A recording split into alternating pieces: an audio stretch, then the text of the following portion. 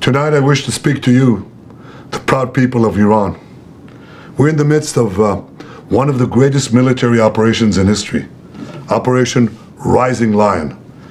The Islamic regime, which has oppressed you for nearly 50 years, threatens to destroy my country, the State of Israel. The objective of Israel's military operation is to remove this threat, both the nuclear threat and the ballistic missile threat to Israel. And as we achieve our objectives, we're also clearing the path for you to achieve your objective, which is freedom. In the past 24 hours, we've taken out top military commanders, senior nuclear scientists, the Islamic regime's most significant enrichment facility, and a large portion of its ballistic missile arsenal. More is on the way. The regime doesn't know what hit them. They don't know what will hit them. The nation of Iran and the nation of Israel have been true friends since the days of Cyrus the Great. And the time has come for you to unite around your flag and your historic legacy by standing up for your freedom from an evil and oppressive regime. It has never been weaker. This is your opportunity to stand up and let your voices be heard.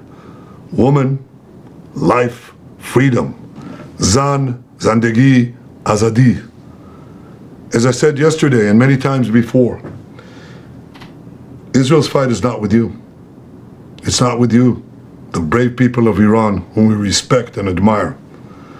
Our fight is with our common enemy, a murderous regime that both oppresses you and impoverishes you. Brave people of Iran, your light will defeat the darkness. I'm with you. The people of Israel are with you. ইরানের 4 শীর্ষ সেনাকর্তাকে উড়িয়ে দিল Israel এবং Trump করলেন ইসরায়েলকে সমর্থন।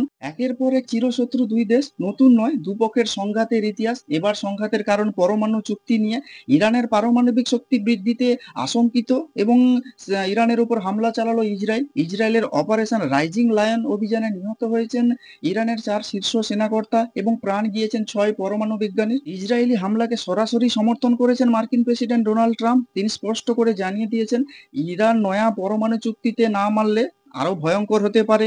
এবং প্রাথমিকভাবে আমেরিকার বিদেশ সচিব মার্কো রুবিও দাবি করেছিলেন যে ইরানের বিরুদ্ধে ইসরায়েলি হামলা আমেরিকা কোনোভাবেই জড়িত নয়। তবে ট্রাম্প বুঝিয়ে দিয়েছেন যে ইরান পরমাণু বোমা তৈরি করলে সেটা কোনো মতেই মেনে নেবে না আমেরিকা। আগামী রবিবার ওমানের পরমাণু সংক্রান্ত বিষয় নিয়ে 6ষ্ঠ দফায় বৈঠকে বসার কথা আমেরিকা এবং ইরানের, এবং আমেরিকা স্পষ্ট জানিয়ে দিয়েছে যে তারা চায় না ইরান ইউরেনিয়াম সমৃদ্ধকরণ কর্মসূচি চালিয়ে যাক। এবং বিভিন্ন রিপোর্টের দাবি, ইরান ইতিমধ্যে ইউরেনিয়ামের যে বিশুদ্ধকরণ প্রায় 60% পৌঁছে গিয়েছে এবং পরমাণু অস্ত্র তৈরি করতে অবশ্য এই বিশুদ্ধতার পরিমাণ আরো বৃদ্ধি করতে হবে ইরানকে। কিন্তু আমেরিকা চায় না ইরান এই ইউরেনিয়াম বিশুদ্ধকরণ চালিয়ে যাক, এখানেই থেমে যাক ইরান। ওমানের বৈঠকের আগে আমেরিকা আসলে ইরানের মাথায় বন্দুক ঠেকিয়ে রাখতে চাইলো। ট্রাম্প বুঝিয়ে দিলেন যে ইসরায়েলের হামলার সিদ্ধান্তে তাদের সমর্থন রয়েছে। এবং সোশ্যাল সাইটে মার্কিন প্রেসিডেন্ট ডোনাল্ড ট্রাম্প লিখেছেন, আমেরিকার সেরা অস্ত্র ইসরায়েলের হাতে রয়েছে, তারা জানে এই অস্ত্র কিভাবে ব্যবহার করতে হয়। ইরানের কট্টরপন্থীদের মধ্যে অনেকেই বড় বড় কথা বলেছিলেন একটা সময়, কিন্তু তাদের মধ্যে এখন আর অনেকেই কেউ বেঁচে নেই। যদিও ইরান আগেই দাবি করেছে তারা কোনো পরমাণু বোমা তৈরি করছে না, কিন্তু পরমাণু প্রযুক্তি ব্যবহারের অধিকার তাদের রয়েছে। যে প্রযুক্তি তৈরি জিনিস সাধারণ মানুষের কাজেই আসবে।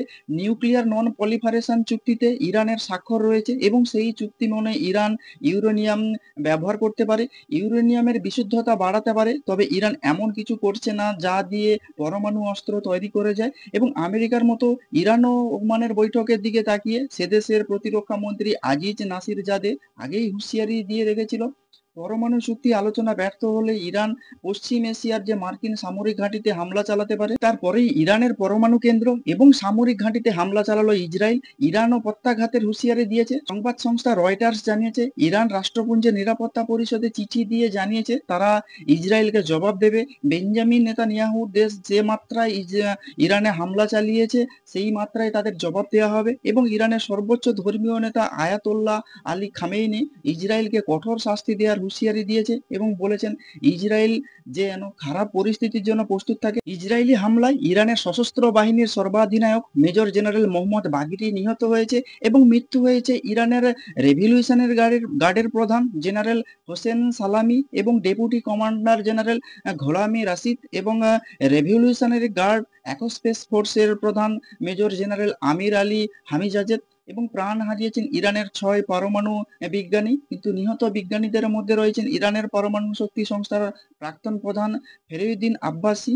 যদিও ইরানও পাল্টা ড্রোন হামলা চালিয়েছে কিন্তু বিশেষ কিছু সুবিধা করতে পারেনি। ইসরায়েলের বক্তব্য তারা প্রতিহত করে দিয়েছে। ইরান যে হামলা চালাতে পারে এমন আশঙ্কা করে দেশের থেকে আগে ভাগেই যে এয়ার ডিফেন্স সিস্টেমকে অ্যাক্টিভ করে দিয়েছে ইসরায়েল। চিরশত্রু দুই দেশ এই সাম্প্রতিক সংঘাতের স্বাভাবিকভাবে নতুন করে অশনি সংকেত দেখা দিয়েছে বৃহত্তর আরব রাজনীতিতে এবং আশঙ্কা প্যালেস্তাইনের সঙ্গে যুদ্ধের আবহে ইরানের সঙ্গে ইসরায়েলের সংঘাত শেষমেশ যুদ্ধের দিকে মোড় নিলে গোটা পশ্চিম এশিয়া দীর্ঘ সংঘাতে জড়িয়ে পড়বে আর নেতিবাচক প্রভাব পড়বে দরিদ্র এবং উন্নয়নশীল দেশগুলোতে। যুদ্ধ পরিস্থিতির আশঙ্কা এবং পশ্চিম এশিয়ার বিভিন্ন দেশ থেকে প্রশাসনিক আধিকারিক ও তাদের পরিবারকে সরিয়ে নিচ্ছে ওয়াশিংটন। ইরানের পরমাণু কেন্দ্র সামরিক ঘাঁটি লক্ষ্য করে হামলা চালানোর পরে সেদেশের শুক্রবার রাতে নতুন করে হামলা শুরু করেছে ইসরায়েল, এমনটাই বলেছে সংবাদ সংস্থা। এবং অন্যদিকে ইরানের সংবাদ মাধ্যম জানিয়েছে সেদেশের আকাশ প্রতিরক্ষা ব্যবস্থাকে সক্রিয় করা হয়েছে। শুক্রবার সকাল থেকে ইরানের পরমাণু এবং সামরিক ঘাঁটি লক্ষ্য করে হামলা চালাতে শুরু করে ইসরায়েল এবং ইরানের রাজধানী তেহরান সংলগ্ন এলাকায় আকাশপথে হামলা চালায় ইসরায়েলি সেনা। ইরান এই হামলার কথা স্বীকার করেছে। ইসরায়েলের হামলার পরে প্রত্যাঘাতের হুঁশিয়ারি দেয় ইরান। সেদেশের সর্বোচ্চ ধর্মীয় নেতা আয়াতোল্লাহ আলী খামেনি একটি বিবৃতি দিয়ে ইসরায়েলকে কঠোর শাস্তি দেওয়ার হুঁশিয়ারি দেন। অন্যদিকে পশ্চিম এশিয়ার শান্তি বজায় রাখতে ইসরায়েলি প্রধানমন্ত্রী বেঞ্জামিন নেতানিয়াহু প্রধানমন্ত্রী নরেন্দ্র মোদীকে ফোন করেছিলেন এবং ইরানের বিভিন্ন সামরিক ও পরমাণু কেন্দ্রে বিমান হানার ব্যাখ্যা তিনি দিয়েছিলেন এবং দুজনের মধ্যে পশ্চিম এশিয়ার আঞ্চলিক পরিস্থিতি নিয়ে বিশদ আলোচনা হয়েছে বলে সংবাদ সংস্থা সূত্রে জানা যাচ্ছে। এবং ইসরায়েলের বিদেশমন্ত্রী জিডিয়ন সার ফোন করেন বিদেশমন্ত্রী এস জয়শঙ্করকে। পশ্চিম এশিয়ার শান্তি বজায় রাখার জন্য ইসরায়েলের প্রধানমন্ত্রী বেঞ্জামিন নেতানিয়াহুকে বার্তা দিলেন প্রধানমন্ত্রী নরেন্দ্র মোদী এবং ইরানের বিভিন্ন সামরিক ও পরমাণু কেন্দ্র বিমান হানার ব্যাখ্যা নিয়ে পরবর্তী পরিস্থিতি সম্পর্কে মোদীকে অবহিত করেছেন ফোনে বেঞ্জামিন নেতানিয়াহু এবং দুজনের মধ্যে পশ্চিম এশিয়ার আঞ্চলিক পরিস্থিতি নিয়ে বিশদ আলোচনা হয়েছে বলে সংবাদ সংস্থা বিভিন্ন সূত্রে জানা গিয়েছে। অনেকের মতে ইরান পরমাণু শক্তিধর হয়ে উঠুক চায় না ইসরায়েল, কারণ শিয়া ধর্মাবলম্বী ইরানের শাসকেরা ইহুদি প্রধান ইসরায়েলের অস্বস্তির কারণ হতে পারে, বরং প্রায় তাদের পৃথিবীর মানচিত্র থেকে ইসরায়েলকে মুছে ফেলার হুঁশিয়ারি দিতে শোনা যায়। সম্প্রতি গাজা ভূখণ্ডে ইসরায়েল হামলায় হামাস সংঘাত অবশ্যই ইরানকে বিকল্প উপায় ভাবতে বাধ্য করেছে। প্যালেস্তাইনি সশস্ত্র সংগঠন হামাস কিংবা লেবাননের সশস্ত্র সংগঠন হিজবুল্লাহকে ব্যবহার করে বেশ কয়েক বছর ইসরায়েলকে ব্যতিব্যস্ত করে রেখেছে ইরান। যুদ্ধক্ষেত্রে এবার ইরানকে সরাসরি নামতে হচ্ছে। ইরান অবশ্য দাবি করে আসছে পরমাণু অস্ত্র নয়, ওরা ওষুধ কিংবা বিদ্যুৎ তৈরির জন্য কাজে লাগাতে চাইছে এই ইউরেনিয়াম সমৃদ্ধকরণ এবং তারা ইউরেনিয়াম সমৃদ্ধকরণ প্রায় 60% কাছে পৌঁছে গেছে। পরমাণু বোমা তৈরি করতে গেলে এই সমৃদ্ধের পরিমাণ আরো বাড়াতে হবে। ইসরায়েলি হামলার পর শুক্রবার ইরানের ধর্মীয় এবং সাংস্কৃতিক রাজধানী হিসেবে পরিচিত কোম শহরের যে জামকারান মসজিদ আছে সেই জামকারান মসজিদে লাল পতাকা উঠতে দেখা যায়। এই লাল পতাকাকে যুদ্ধের প্রতীক হিসাবে মনে করে ইরানিরা এবং এর থেকে আশঙ্কা ইরান প্রত্যাঘাতের প্রস্তুতি নিচ্ছে। অতীতে বিভিন্ন সময় তেহরানের শাসকবর্গ শত্রু দেশের বিরুদ্ধে আনুষ্ঠানিক যুদ্ধ ঘোষণা করার আগে দেশের যে সর্বোচ্চ ধর্মীয় স্থান থেকে এই লাল পতাকা উঠতে দেখা যায়। ইরানি হামলার আশঙ্কায় করে শুক্রবার ইসরায়েল বিদেশ মন্ত্রক বিশ্বজুড়ে তাদের সমস্ত দূতাবাস এবং কনসুলেটেড এবং অন্য কূটনৈতিক কেন্দ্রগুলিকে সামরিকভাবে বন্ধ রাখার কথা ঘোষণা করেছে। এর পাশাপাশি বিদেশে বসবাসকারী এবং ভ্রমণে যাওয়া ইসরায়েলি নাগরিকদের উদ্দেশ্যে বিশেষ সতর্কবার্তা দেওয়া হয়েছে। চলাফেরা নিয়ন্ত্রণ এবং প্রয়োজনীয় সতর্কবার্তা বজায় রাখার পাশাপাশি কোনো অবস্থাতেই ইহুদি বা ইসরায়েলের যে প্রতীক সেই প্রতীকে ব্যবহার না করার পরামর্শ দেওয়া হয়েছে। সেই সঙ্গে অবিলম্বে বিদেশে থাকা ইসরায়েলি নাগরিকদের অবস্থান জানাতে নির্দেশ দেওয়া হয়েছে। ইসরায়েল এবং ইরানের সংঘাতের জেরে বিশ্বজুড়ে ব্যাহত প্রায় বলতে গেলে বিমান পরিষেবা ইতিমধ্যে এবং দুই দেশের আকাশসীমা সম্পূর্ণরূপে এই মুহূর্তে বন্ধ রয়েছে। পরবর্তী নির্দেশ না দেওয়া পর্যন্ত বন্ধ রাখতে বলা হয়েছে ইসরায়েলের রাজধানী তেল আভিভের বেন গুরিয়ন বিমানবন্দর এবং 3টি দেশের নানা প্রান্তের বিমান পরিষেবা। ইরানের সীমান্তবর্তী পূর্ব ইরাক বিশ্বের অন্যতম ব্যস্ত এয়ার করিডোর হিসেবে পরিচিত। প্রতি মুহূর্তে এই আকাশপথ ধরে পশ্চিমের কোনো দেশে কিংবা ইউরোপ বা এশিয়ার কোনো দেশে বিমান চলাচল করে। তো আপনারা কি বলবেন যে ইরান যে পরমাণু সমৃদ্ধকরণ চালাচ্ছে এবং তারা 60% ইউরেনিয়াম সমৃদ্ধকরণ শুরু করে নিয়েছে বা 60% তারা ইউরেনিয়ামের যে সমৃদ্ধকরণ সেটাকে পৌঁছতে পেরেছে। যদি পরমাণু বোমা তৈরি করতে হয় তাহলে ইউরেনিয়ামের সমৃদ্ধকরণ থেকে আরো বাড়াতে হবে।